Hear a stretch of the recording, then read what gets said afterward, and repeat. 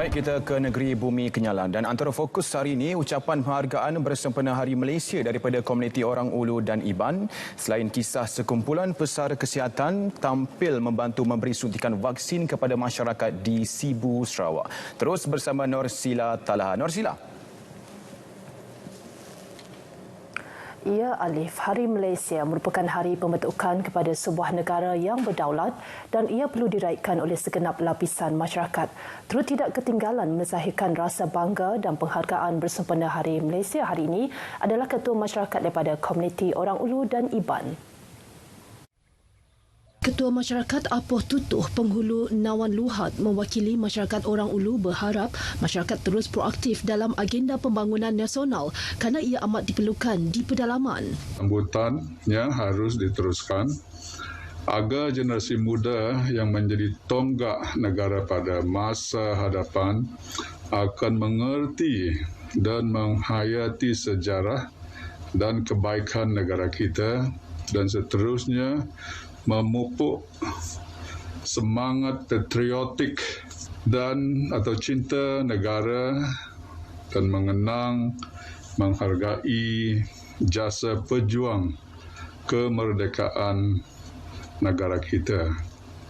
Dan seterusnya kita dapat memupuk atau mengeratkan perpaduan melalui konsep keluarga Malaysia.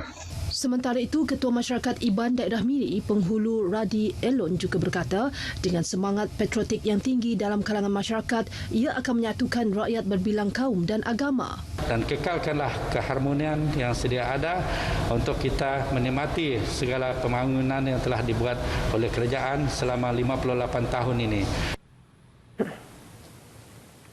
Dalam perkembangan berkaitan, semangat Hari Malaysia tetap tersemat di hati walaupun berada jauh di tempat pedalaman serta tidak dapat meraikannya seperti kelaziman sebelum ini.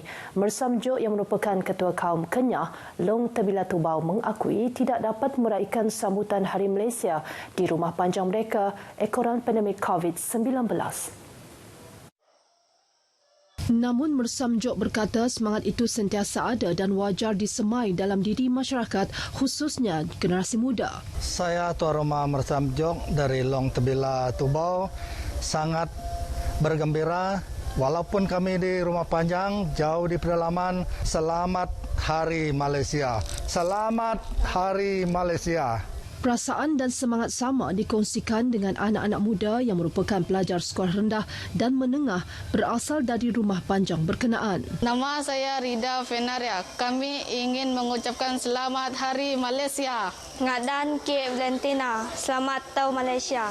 Sempena sambutan Hari Malaysia ini, harapan mereka yang tinggal jauh di pedalaman adalah agar kemajuan dan kemudahan infrastruktur dapat disediakan di tempat mereka. Ngadan K. King Milung. Selamat Tahun Malaysia. Tidak ramai individu mahu kembali ke medan pekerjaan setelah puluhan tahun berkhidmat. Namun lain pula di Sibu apabila sekumpulan pesara yang terdiri daripada doktor, pembantu perubatan dan jururawat kembali bertugas membantu memberi suntikan vaksin COVID-19 kepada orang ramai. Wartawan Muhammad Al-Hadi Samsawi membawakan cerita pengorbanan kumpulan pesara ini bersempena sambutan Hari Malaysia kali ini.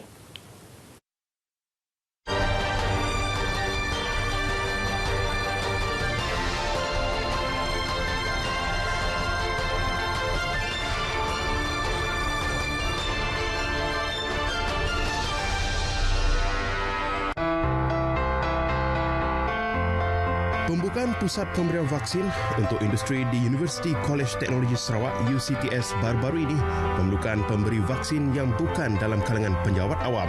Lantas, pihak Universiti Segi, penyedia perkhidmatan di PPVIEN UCTS ini menghubungi semula pesara-pesara Kementerian Kesihatan untuk membantu operasi pemvaksinan. When I was asked to look for a group of retired nurses and assistant medical officer, I called them up. Most of them that I can contact within 2 hours, and most of those that I called, they agreed immediately after explaining why we are being requested to join the team. Berbekal pengalaman semasa berkhidmat di Kementerian Kesihatan, golongan ini tidak kekok melakukan suntikan walaupun ada antara mereka sudah meninggalkan alam pekerjaan untuk tempoh yang lama. Mereka mempunyai pengalaman yang luas, mereka biasa dengan keadaan seperti ini.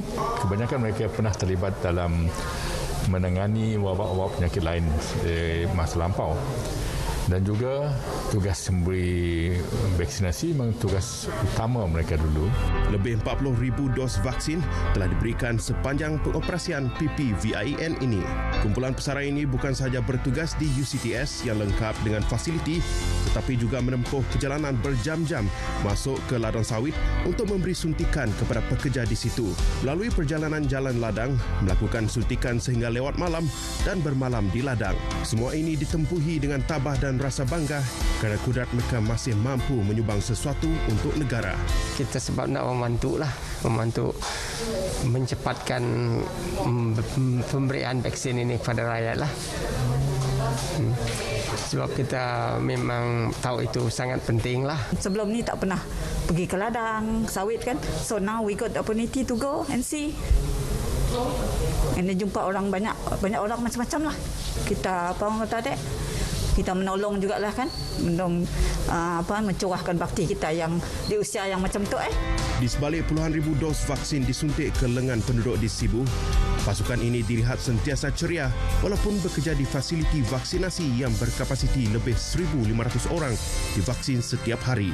I have been very honoured also to be part of the team. Because although we are mostly retired medical personnel, we have worked very well, and it's amazing to see how fast these retirees can work and be deployed, and they all do this in a very happy atmosphere. Dengan negara mula beranjak ke fasa endemik dan fasa pasca vaksinasi tidak lama lagi, pasukan ini akan kembali semula ke pangkuan keluarga masing-masing. Kembalinya mereka ke alam persaraan kali ini pastinya akan syarat membawa 1,001 kenangan perang melawan COVID-19. Berkorban masa dan tenaga kerana jiwa mereka masih untuk masyarakat. Ini gambaran yang kita dapat berikan untuk pesara-pesara ini yang secara sukarela turun ke semula ke lapangan untuk membantu usaha Sarawak mencapai imuniti kelompok. Untuk kumpulan petugas Barisan Harapan kita ini, terima kasih kami ucapkan. Semoga keceriaan kalian semasa menjalankan tugas ini menjadi inspirasi untuk generasi muda turut-turun berkorban untuk negara. Saya Muhammad Al-Hadi Syamsawi, Berita RTM. Menjangkakan populasi remaja berusia 12 hingga 17 tahun iaitu seramai 289,200 orang akan menerima 2 dos vaksin menerusi program imunisasi COVID-19 kebangsaan PICK menjelang penghujung Oktober depan. Menurut Ketua Menteri Datuk Patinggi Abang Johari Tun Openg, jumlah tersebut meliputi seramai 96,400 orang remaja berusia 16 hingga 17 tahun dan juga 192,800 remaja berusia 12 hingga 15 tahun yang mempunyai komorbid. Datuk Patinggi Abang Johari menjelaskan setakat semalam seramai 63,252 remaja berusia 12 hingga 17 tahun di negeri ini telah disuntik dos 1, manakala pemberian vaksin remaja berusia 12 hingga 15 tahun yang sihat dijadualkan bermula pada penghujung bulan ini mengikut bekalan stok vaksin yang dijangka tiba pada 30 September ini. Ini adalah satu pencapaian yang telah kita target. We have targeted this target, meaning we are on track that before the opening of school on the 3rd of October, those who are 16 and 17 will be fully vaccinated. Jadi mereka pergi sekolah nanti, they are safe already, at least safe in terms of vaccination. Ketua Menteri juga mendedahkan jumlah kes positif harian yang tinggi di Sarawak kebelakangan ini merupakan kumulatif daripada kes-kes tunggakan berikutan proses saringan yang banyak dilakukan pada bulan ini. Namun, hampir kesemua kes tersebut tergolong dalam kategori 1, tidak bergejala dan 2, bergejala ringan. Datuk Patinggi Abang Johari memberitahu demikian dalam sidang media selepas melakukan lawatan proses pemberian vaksin kepada remaja di Pusat Pemberian Vaksin Dewan Majmak Kuching.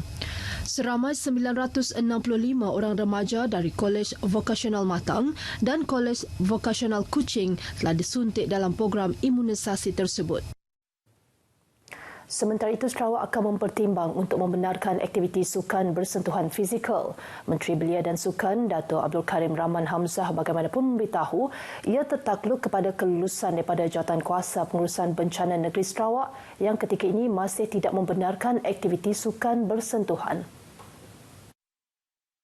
Namun, Dato' Abdul Karim percaya kelonggaran terhadap aktiviti berkenaan akan diberikan memandangkan Sarawak telah melonggarkan kemasukan ke negeri ini bermula hari ini. Tapi memandangkan sudah nampak pelonggaran kita akan buat, insyaAllah sukan-sukan ini akan dibuka juga. Kerana semalam pun sudah dilonggarkan untuk masuk ke Sarawak. Artinya proses untuk pembukaan industri-industri baiknya pelancongan ataupun sukan ini akan dimulakan. Ya. Beliau memberitahu pemberita di Kuching selepas majlis sambutan selamat kembali ke Bumi Kenyalang melibatkan 5 atlet para dan jurulatih Sarawak yang mewakili Malaysia di Sukan Paralimpik Tokyo 2020. Mengulas mengenai insentif yang bakal diberikan kepada atlet para yang berjaya memperoleh peringkat di Paralimpik Tokyo 2020, Dato' Abdul Karim berkata perkara tersebut akan dimuktamad selepas mesyuarat Kabinet penghujung bulan ini. Sekian berita dari Sarawak. Selamat Hari Malaysia. #Malaysia Prihatin, #Demi Negara, #Menang Bersama. Saya Nasilat Lahar, kita kembali bersama Alif di Angkasa Puri. Silakan. Terima kasih Nur Sila.